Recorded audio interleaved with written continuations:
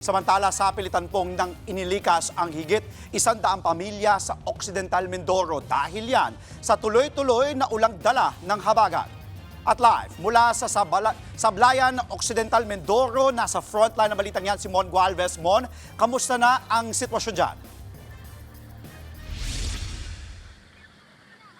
Andre, magmula kagabi, wala nang tigil ng buhos ng ulan dito sa malaking bahagi ng Occidental Mindoro. Kaya ang resulta, nagkakaroon ng mga pagbaha tulad na lamang dito sa bayan ng Sablayan na pilitan na tuloy magpatupad ng forced evacuation ang lokal na pamahalaan.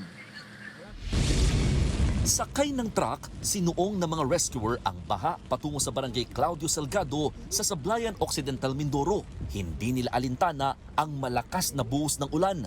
Ang taniman nga sa barangay, nagmistula ng palaisdaan. Magmula pa kasi kagabi, wala nang tigil ang ulan sa buong probinsya dulot ng habagat. Sa pilitan ng inilikas ang mga residente sa Sitio Pandan dahil sa patuloy na pagtaas ng level ng tubig. Marami naman ang agad sumunod, bit-bit ang nakahandang gamit, inunang ilikas sa mga bata at senior citizen. Nakakatakot po kasi pag gabi ay biglang magtaas bagay yung tubig po.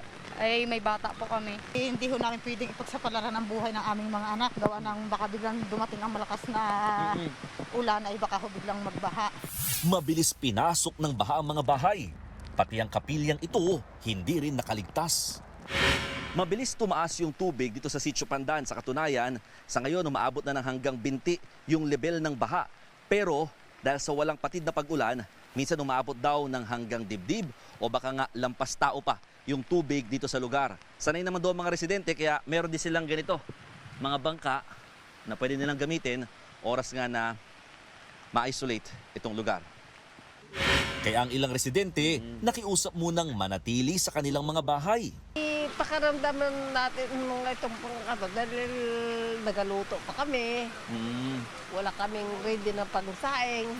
Pansamantalang mananatili ang mga lumikas sa kalapit na evacuation center sa barangay. Aabot sa mahigit 100 pamilya o halos 500 individual ang kabuuang inilikas sa bayan ng Sablayan. 3 ilog at 1 creek kasi ng bayan ang umapaw na at nagpabaha sa 9 na barangay dito. Saturated na po yung lupa natin. Kunting ulan lang po ay sadyang tumataas po ang tubig. Sa bayan naman ng San Jose, halos mag-zero visibility na sa maraming daan dahil sa tindi ng ulan. Habang sa Kalintaan, umabot na rin ng tubig sa ilang kalsada. Dulot naman yan ng tumataas na level ng tubig sa Anhawin River. Nabuwal naman ang ilang punong ito sa bayan ng Mamburao dahil sa lakas ng hangin at ulan. Agad naman itong inalis ng mga otoridad para madaanan ang mga kalsada. Andre, sa mga oras na ito, ambon na lamang ang nararanasan dito sa bayan ng Sablayan. Pero nananatili pa rin na madilim yung ulap na posibleng magbagsak ulit ng malakas na ulan dito sa malaking bahagi ng probinsya. Pero itong nasa likod ko, ito yung nakakalungkot dahil halos pananim ito or taniman ng palay. Pero ngayon, balot na siya ng tubig dahil nga sa dami ng ulang binagsak dito sa area. Ang sabi ng barangay, posibleng abutin daw ng 1 araw bago humupa yung baha sa area kung hindi na uulan sa mga susunod na oras. Ang sinasabi lang din nila ay sana raw natapos o naayos man lamang yung flood control project dito sa area. Pero kasi 1 taon na nakalipas, hindi pa rin daw naayos at talagang ito ang paulit-ulit na sitwasyon at perwisyo sa mga residente sa lugar. Andre. Maraming salamat at mag-iingat kayo dyan, kapatid. Mon Gualvez, live mula sa Sablayan, Occidental, Mindoro. Mga kapatid, Andre Felix po. Iba na ang may alam at may pakialam sa panahon ngayon.